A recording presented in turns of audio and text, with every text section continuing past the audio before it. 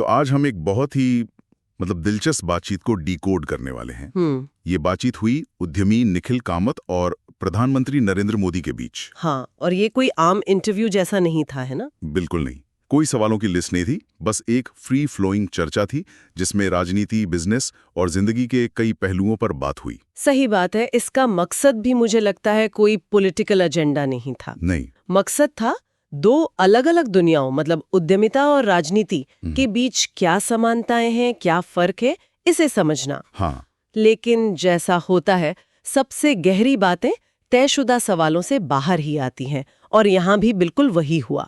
तो चलिए इस बातचीत की परतों को खोलते हैं।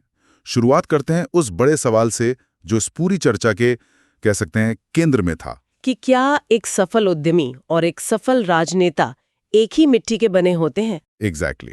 और प्रधानमंत्री मोदी का जवाब महत्वाकांक्षा एम्बिशन और मिशन के फर्क पर टिका था। एक बहुत ही दिलचस्प शुरुआती बिंदु है। हाँ, क्योंकि यहीं से दोनों दुनियाओं का जो फर्क है वो साफ हो जाता है। उन्होंने माना कि हाँ, समर्पण, टीम भावना, जोखिम लेने की क्षमता, ये सब तो कॉमन है। हाँ, ये सब दोनों में चाहिए, लेकिन जो सबसे बड़ा वैचारिक अंतर है वो मानसिकता का है। अच्छा। उनके मुताबिक एक उद्यमी का लक्ष्य अपनी कंपनी को दुनिया में नंबर 1 बनाना हो सकता है, और इसमें कुछ गलत भी नहीं है। बिल्कुल। लेकिन राजनीति में अगर कोई व्यक्ति खुद को या अपनी पार्टी को नंबर 1 बनाने की सोचे तो वो देश के लिए खतरनाक हो सकता है। और यहीं पर उन्होंने राष्ट्र सर्वोपरि का सिद्धांत रखा। हाँ, ये सुनने में एक नारे जैसा लग सकता है, लेकिन अगर इसे बिजनेस के नजरिए से देखें तो इसका मतलब बहुत गहरा है। कैसे? एक उद्यमी के लिए उसका प्रोडक्ट या उसकी कंपनी ही उसका राष्ट्र है। सारे फैसले, सारी ऊर्जा, सब कुछ उसी के इर्द गिर्द घूमता है। सही बात है। लेकिन एक राजनेता के लिए राष्ट्र का मतलब है करोड़ों लोग, जिनके हित अक्सर एक दूसरे से टकराते भी हैं। यहाँ संतुलन बनाना कहीं ज्यादा मुश्किल है। बहुत सही पॉइंट है। उद्यमी एक कंट्रोल्ड एनवायरनमेंट में काम करता है ना, जबकि राजनेता को अनियंत्रित और अक्सर एक अराजक माहौल में काम करना पड़ता है। इसी बात को समझाने के लिए उन्होंने महात्मा गांधी का उदाहरण दिया। हाँ, वो बहुत अच्छा उदाहरण था। उन्होंने कहा कि गांधी जी कोई महान वक्ता नहीं थे, उनकी भाषण कला आज के लीडर्स जैसी नहीं थी। हाँ, लेकिन उनका जीवन ही उनका संदेश था। उनका हर काम उनके उसूलों को दिखाता था। राजनीति में शब्द नहीं, आपका जीवन बोलता है। और जब बात जीवन की आती है तो पैसे का सवाल भी आता है। आज की राजनीति और पैसे का रिश्ता तो जग जाहिर है। बिल्कुल। इस पर भी एक बहुत अच्छी कहानी सामने आई। हाँ, उन्होंने अपने बचपन के एक डॉक्टर का किस्सा सुनाया था। हाँ, बताइए जरा उसके बारे में। वो जनसंघ से चुनाव लड़ना चाहते थे, लेकिन उनके पास पैसे नहीं थे। ओके। तो उन्होंने लोगों से 1-1 रुपया चंदा इकट्ठा करके चुनाव लड़ा, और वो जीते भी। वाह। तो इस कहानी का संदेश साफ था कि राजनीति सिर्फ पैसे का खेल नहीं है, ये असल में लोगों का भरोसा जीतने की कला है। ये पद पाने की दौड़ नहीं है, बल्कि लोगों के दिलों तक पहुंचने का एक लंबा सफर है। बिल्कुल। लेकिन दिलों को जीतने का ये सफर हमेशा सीधा और आसान तो नहीं होता।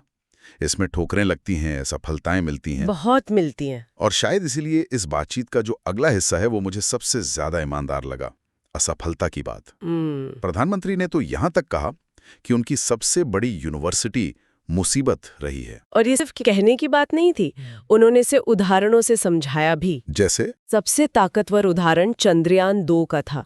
जब लैंडिंग से कुछ सेकंड पहले संपर्क टूट गया तो पूरे देश में निराशा थी। इसरो सेंटर में वैज्ञानिक रो रहे थे। हाँ, मुझे याद है वो पल।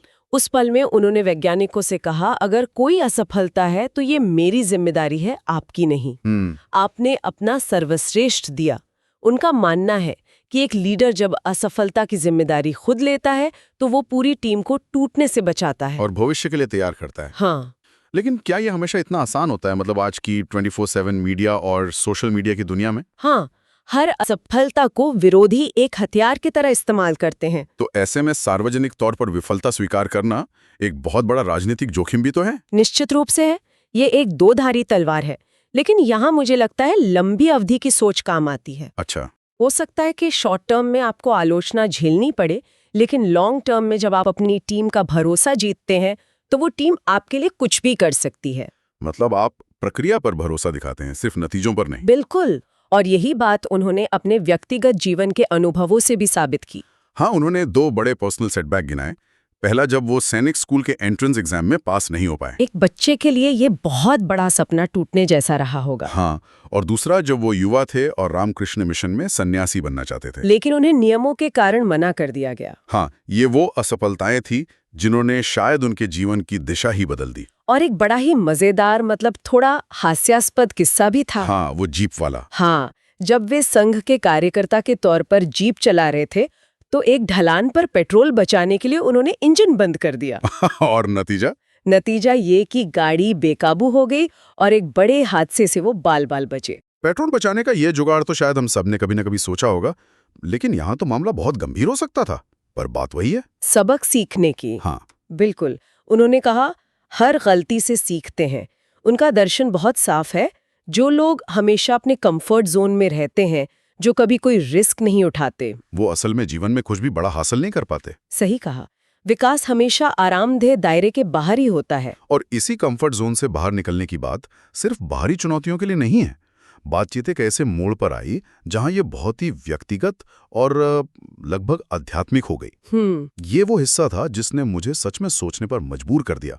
उन्होंने अपनी एक पुरानी आदत का जिक्र किया जिसे वो कहते थे, मैं मुझको मिलने जाता हूँ। ये बहुत गहरा विचार है। हाँ, इसका मतलब था कि वे साल में 5-7 दिन के लिए किसी पूरी तरह सुनसान जगह पर चले जाते थे। बिल्कुल अकेले। हाँ, शर्त ये होती थी कि वहां कोई इंसान ना हो, बस पीने के लिए पानी का कोई स्रोत हो। उस दौरान न कोई अखबार, न रेडियो, न फोन, सिर्फ डायरी और किताबें। वो समय सिर्फ और सिर्फ खुद के साथ होता था, अपने अंदर झांकने के लिए। आज की इस हाइपर कनेक्टेड दुनिया में जहां हम 1 मिनट भी अकेले नहीं रह सकते, ये सोचना भी मुश्किल है। बिल्कुल। और इसी आदत से जुड़ा एक अनुभव उन्होंने सुनाया जो बताता है कि कैसे एक व्यक्तिगत अनुभव सीधे तौर पर पब्लिक पॉलिसी में बदल सकता है। कच्छ के रेगिस्तान का किस्सा है ना? हाँ। उन्होंने बताया कि वे अकेले कच्छ के रेगिस्तान में भटक रहे थे। रात होने वाली थी और उनके पास कोई ठिकाना नहीं था। तभी उन्हें एक छोटा सा गांव देखा जहां एक मुस्लिम परिवार रहता था। उस परिवार ने बिना उनका नाम या पहचान पूछे उन्हें पनाह दी, खाना खिलाया। और रात में जब वे बाहर निकले तो पूर्णिमा की चांदनी में उन्होंने सफेद नमक के उस रेगिस्तान को चमकते हुए देखा। हाँ, वो खूबसूरती उनके मन में बस गई। और यही वो पल था जिसने एक बड़े विजन को जन्म दिया। बिल्कुल। सालों बाद जब वे गुजरात के मुख्यमंत्री बने तो उन्हें वो रात और वो रेगिस्तान याद आया। उन्होंने सोचा कि जो खूबसूरती उन्होंने देखी वो दुनिया को भी देखनी चाहिए। और उसी एक अनुभव से रण उत्सव का जन्म हुआ। हाँ, और आज वो जगह दुनिया के सबसे अच्छे टूरिस्ट डेस्टिनेशंस में से एक है। ये बात सिर्फ एक अच्छी कहानी नहीं है, ये गवर्नेंस के एक मॉडल को दिखाती है। सही। जहां एक लीडर की व्यक्तिगत संवेदना, उसका एक अनुभव सीधे तौर पर एक बड़े आर्थिक और सांस्कृतिक प्रोजेक्ट में बदल जाता है। ये टॉप डाउन प्लानिंग नहीं है, ये बॉटम अप प्रेरणा है। एग्जैक्टली। ये दिखाता है कि एक लीडर को सिर्फ फाइलों से नहीं बल्कि अपने देश की जमीन और लोगों से जुड़ा होना चाहिए। व्यक्तिगत जुड़ाव की बात चली है तो उन्होंने अपनी माँ से जुड़ा एक बहुत ही भावुक पल भी साझा किया। हाँ, ये दिखाता है कि उनके जीवन का मूल दर्शन कहाँ से आता है। जब उनकी माँ 100 साल की हुई तो उन्होंने अपनी माँ से पूछा कि वो उन्हें क्या संदेश देना चाहेंगी। उनकी माँ, जो कभी स्कूल नहीं गई, उन्होंने सिर्फ 2 वाक्य कहे, काम करो बुद्धि से और जीवन जियो शुद्धि से। मतलब अपना काम बुद्धिमानी से करो और जीवन पवित्रता से जियो। हाँ, प्रधानमंत्री ने कहा कि एक अनपढ़ माँ के ये 2 वाक्य उनके लिए किसी भी बड़ी किताब या दर्शन से ज्यादा कीमती हैं। इन सभी अनुभवों को समेटते हुए बातचीत का आखिरी हिस्सा भविष्य पर केंद्रित था, यानी देश के युवाओं पर। हाँ, और यहाँ उन्होंने एक सीधी अपील की। उन्होंने युवाओं से कहा कि राजनीति को गंदी जगह मानकर उससे दूर मत भागो। अगर आप इसे गंदा मानकर छोड़ देंगे तो ये और गंदी ही होगी। देश को अच्छे, पढ़े लिखे और रचनात्मक सोच वाले युवाओं की राजनीति में जरूरत है। और उन्होंने खास तौर पर युवा लड़कियों और महिलाओं से आग्रह किया, हाँ, कि वो आगे आएं और पंचायत और नगर पालिकाओं में नेतृत्व की भूमिका निभाएं, क्योंकि निकट भविष्य में विधानसभा और संसद में भी महिलाओं के लिए आरक्षण लागू होने वाला है। तो देश को महिला नेताओं की एक नई पीढ़ी की जरूरत होगी। बिल्कुल। लेकिन साथ ही उन्होंने एक चेतावनी भी दी। उन्होंने उम्मीदवार मतलब कैंडिडेट बनने और एक सच्चा राजनेता पॉलिटिशियन बनने के बीच एक बहुत बड़ा फर्क बताया। हाँ, और ये बहुत जरूरी बात है। उम्मीदवार बनने की कुछ कानूनी योग्यताएं हैं, जैसे आपकी उम्र 25 साल हो। लेकिन एक राजनेता बनना एक 24/7 की तपस्या है। इसका मतलब है कि आपको हर पल जागरूक रहना होगा, क्योंकि हजारों लाखों आंखें आपको देख रही होती हैं। और ये सिर्फ मीडिया की नजरों की बात नहीं है। इसका मतलब है कि आपका कोई प्राइवेट सेल्फ नहीं रह जाता। सही कहा। एक उद्यमी या कोई पेशेवर शायद काम के बाद स्विच ऑफ कर सकता है, लेकिन यहाँ आपकी हर छोटी बड़ी हरकत, आपके परिवार का व्यवहार, सब कुछ पब्लिक डोमेन में आ जाता है। ये एक असाधारण मानसिक दबाव है। आपकी एक गलती आपकी सालों की मेहनत को, तपस्या को मिट्टी में मिला सकती है। बिल्कुल सही कहा। ये एक बहुत बड़ी जिम्मेदारी है और इसे हल्के में नहीं लिया जा सकता। तो इस पूरी बातचीत को अगर हम समेटें तो कुछ मुख्य बातें निकल कर आती हैं। पहली, व्यक्तिगत महत्वाकांक्षा से ऊपर एक बड़े मिशन को रखना। दूसरी, असफलताओं से डरना नहीं बल्कि उन्हें सीखने का सबसे बड़ा औजार मानना। बिल्कुल। और तीसरी, बाहरी दुनिया के शोर में खुद को खोने से बचाने के लिए कभी-कभी अपने साथ अकेले में समय बिताना। और अंत में एक विचार जो ये बातचीत हमारे लिए छोड़ जाती है। प्रधानमंत्री ने कहा कि उनकी जोखिम लेने की क्षमता, मतलब रिस्क टेकिंग कैपेसिटी, इसलिए बहुत ज्यादा है क्योंकि उनके आगे पीछे कोई नहीं है। उन्होंने कभी अपने बारे में नहीं सोचा। हाँ, और ये एक बड़ा सवाल खड़ा करता है, सिर्फ राजनीति में नहीं बल्कि जीवन के हर क्षेत्र में। क्या? कि जब इंसान व्यक्तिगत हानि या लाभ के डर से मुक्त हो जाता है तो उसके लिए क्या-क्या संभव हो सकता है। बहुत गहरा सवाल है। अगर मन में ये सवाल न हो कि मेरा क्या होगा, तो एक व्यक्ति क्या हासिल कर सकता है और किस हद तक जा सकता है।